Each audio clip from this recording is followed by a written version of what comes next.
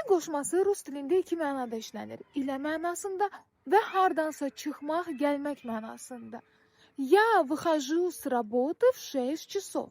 Mən işdən saat 6-da çıxıram. Но я встречусь с другом.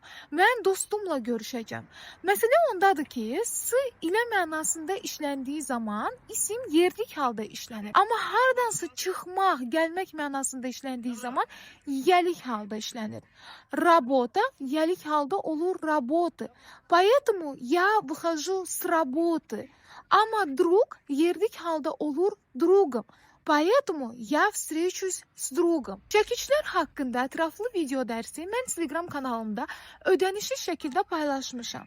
Siz də çəkişlər mövzusunu rahat şəkildə mənimsəyib danışıqda istifadə etmək istəyirsinizsə, o zaman mənim tərtib etdiyim self-study paketimə qoşulmağa tələsin. Ətraflı məlumat əldə etmək istəyən tələbələr şərh bölməsinə plus qoysunlar.